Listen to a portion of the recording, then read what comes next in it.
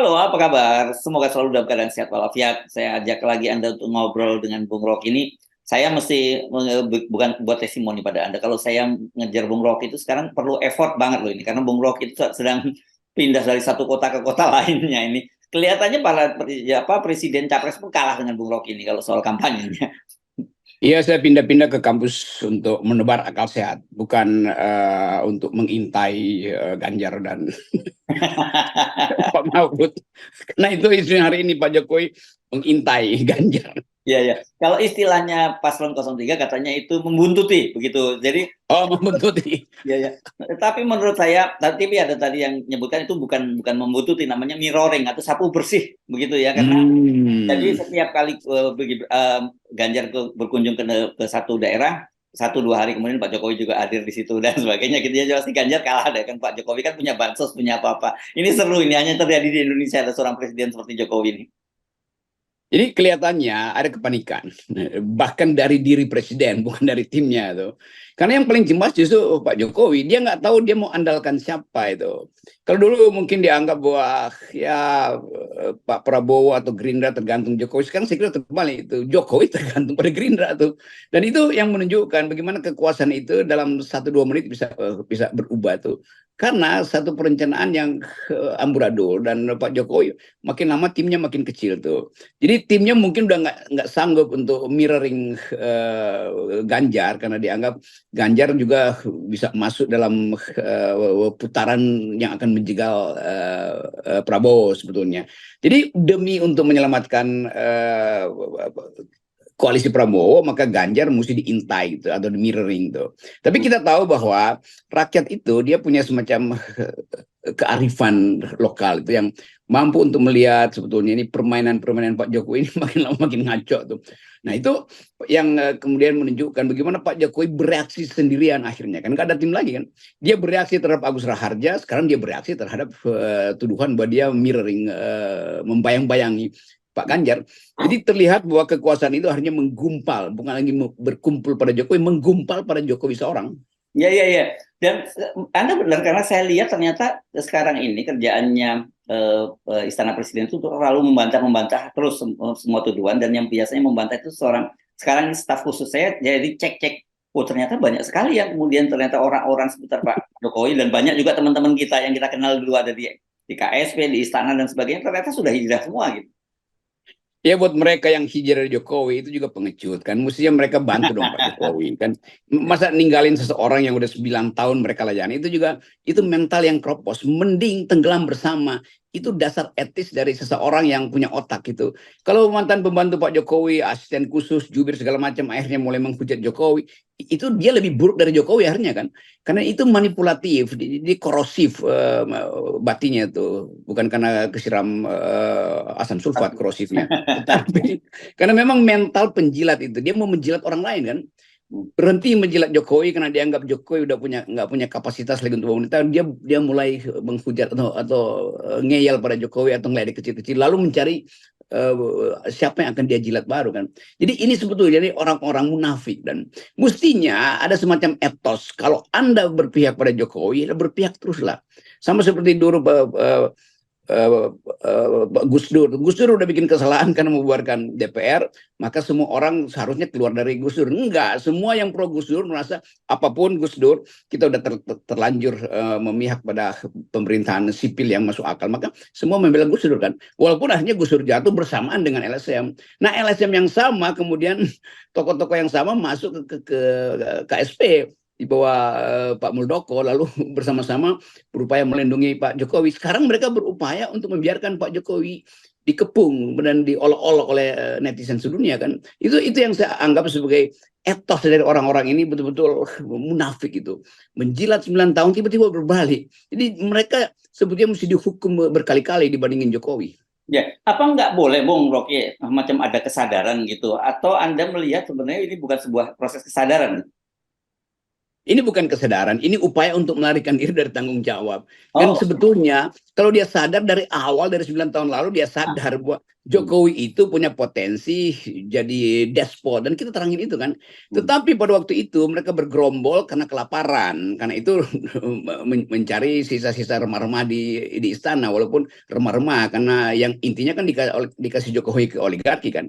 Lalu Ya. mereka berkumpul di situ. Sekarang tetesan remah-remah itu hilang, maka mereka mulai kesel pada Jokowi kan. Hmm. Itu mental kropos itu. Jadi mereka bukan sadar, mereka justru cari rumah-rumah lain itu. Itu kayak kayak anjing kurap itu yang menggerus-gerus sampah di mana-mana. Padahal sebetulnya semua hal yang pernah mereka pikirkan udah kita bayangkan dari Ya, awal kan. ya, ya. Tapi ini kan orang-orang yang memaki-maki FNN tiap hari menganggap saya bagian dari orang yang sinis atau dengki segala macam karena nggak dapat jabatan. Padahal apa gunanya itu kalau otak kita udah mendahului kemampuan mereka untuk melihat bahwa Jokowi satu saat akan jadi despot. Nah sekarang baru oh ya FNN benar itu yang mereka kritik Rocky Gerung. Jadi sebetulnya itu dia cuma pindah lidah, bukan lidahnya masih sama, dia cuma pindah tubuh untuk dijilat lagi kan. Jadi bukan Iya, ya. karena bukan karena ada kesadaran moral, itu mah jauh lah itu. Anda benar karena kemarin ada seorang tokoh gitu yang pernah saya wawancara di FN. Dia kemudian baru cerita ketika dia nonton wawancara Pak Agus Raharjo. Dia nelpon saya, Mas Heru ternyata benar. Kenapa? Ada seorang tokoh yang kemudian waktu itu ketika mau saya wawancarai dicegah karena katanya itu media media kadrun. Tapi dia bilang enggak, saya percaya dengan Bung Rocky dan Mas Heru. Jadi saya tetap wawancara gitu. Dan orang itu tokoh itu disinggung oleh Pak Agus Raharjo juga gitu. Baru tahu saya sekarang. Nah itu yang kita sebut sebagai ada orang yang sadar dari awal, tetapi nggak ada kesempatan untuk bicara. Tetapi ada orang yang dari awal menutup kesadarannya tuh, dan baru akhir-akhir ini kemudian membuka diri seolah-olah masih demokratis, lalu nangis di depan TV, lalu bikin forum ini forum itu seolah-olah mau mengembalikan kejayaan mereka kebangsaan. Kan itu sebetulnya tukang tipu semua kan. Karena itu saya menghindar sebetulnya, walaupun saya nggak anggap ya udahlah, daripada terlambat mending telat. Tetapi mental ini yang mestinya kita hindari itu, karena merusak pengertian tentang integritas, merusak pengertian tentang ketokohan, tentang status budaya yang tinggi itu, bahwa ini para budayawan, jurnalis senior, pemikir-pemikir demokrasi yang sebetulnya nggak ngerti apa-apa dari awal, karena hanya ingin menjilat sebetulnya kan.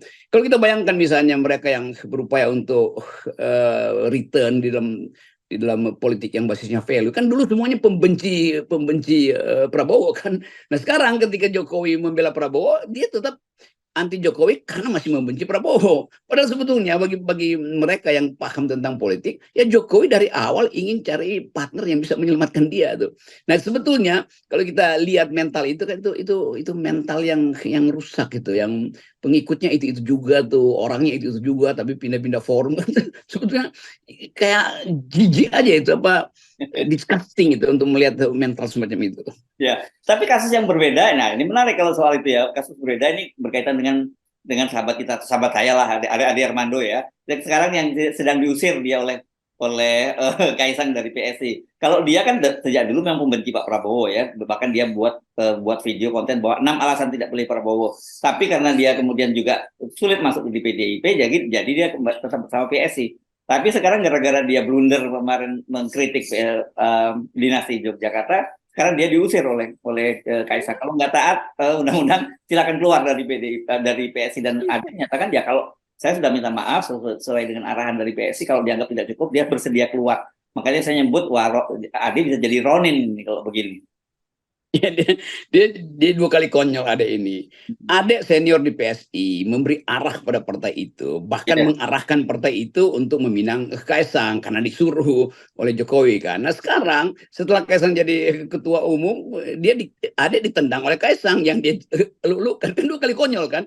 Jadi dia nggak bisa bayangkan sebetulnya bahwa semua yang dia usahakan itu adalah bagian dari pembusukan. Nah sekarang dia kena kebusukan yang tinggi kan. Lain kalau Ade dipecat oleh seorang ketua partai yang memang legitimasinya kuat, ini dipecat oleh Kaisang. Dan ya orang bilang ya Kaisang yang benar gitu kan. Tapi orang ingat juga ya dia benar walaupun sebetulnya Kaisang bukan pemimpin yang legitim tuh, yang tidak didasarkan pada kaderisasi. Padahal PSI mengandalkan kaderisasi. Ini partai kader, seseorang untuk jadi calon legislatif, apalagi jadi ketua umum partai harus melalui tahapan segala macam tuh, sebagai brother atau sebagai sister segala macam kan. Nah sekarang si brother itu dipecat oleh orang yang dia eluk-elukan sebetulnya dengan cara yang tidak etis. Itulah yang disebut sebagai dua kali kutukan apa namanya nih malin kundang. Ya, ya. Ini yang saya kira kemudian bolak-balik kita sebut bahwa kita itu mesti loyal kepada value ya, Bung Rocky, bukan pada orang per Yes. orang ya. Ya itu intinya kan PSI didirikan dengan pengertian itu. Anak-anak muda value-nya bagus itu, paham tentang demokrasi.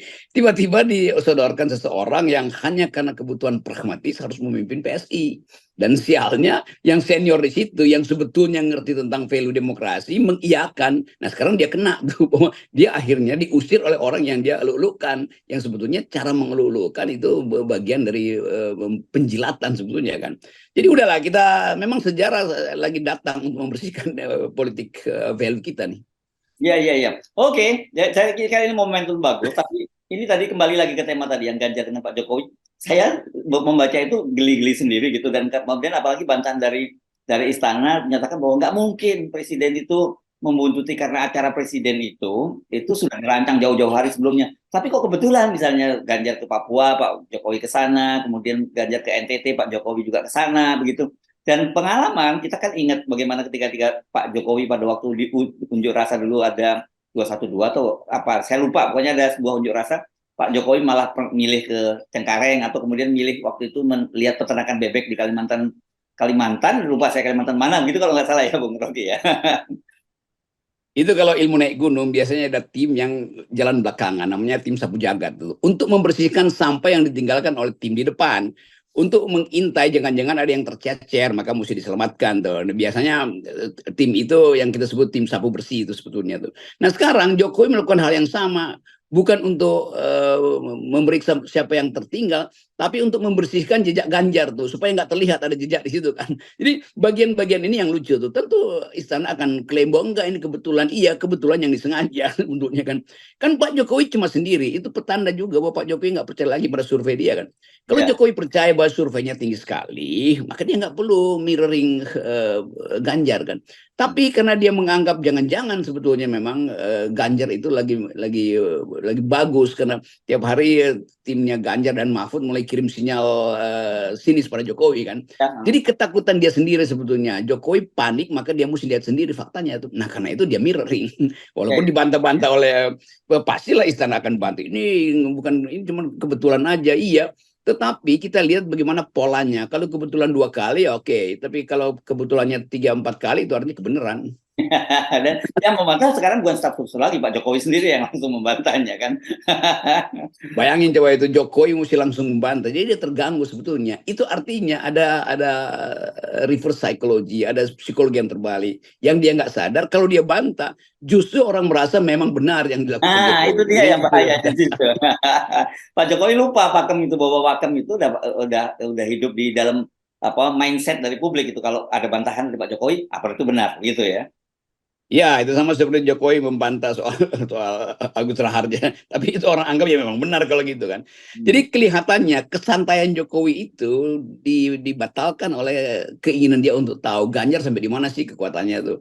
Jadi itu intinya, dia tahu bahwa dia melemah sebetulnya. Kalau orang ada di atas angin, ngapain mau Ganjar kemanapun, dia bilang silakan Ganjar keliling Indonesia, saya cukup keliling Jawa kan. Mesti begitu Ya, ya, keterangan Jokowi. Tapi ya, dia ya. mesti intai tuh di mana ada Ganjar tuh. Kalau Anies mungkin dia nggak intai lagi karena dianggap ya udah itu unstoppable.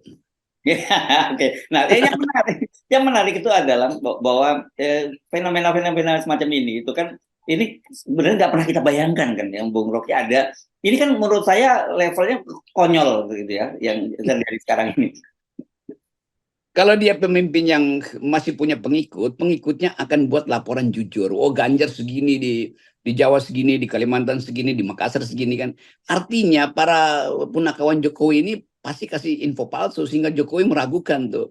Jokowi mungkin dapat info tandingan bahwa enggak, Ganjar justru lagi merambat untuk menghalangi Jokowi itu, dan elektabilitasnya mungkin makin bagus karena datang pada debat segala macam, walaupun debat Ganjar itu tetap harus diasuransikan pada kemampuan Pak Mahfud untuk ngeyel sedikit, lalu ngeledek sedikit kan.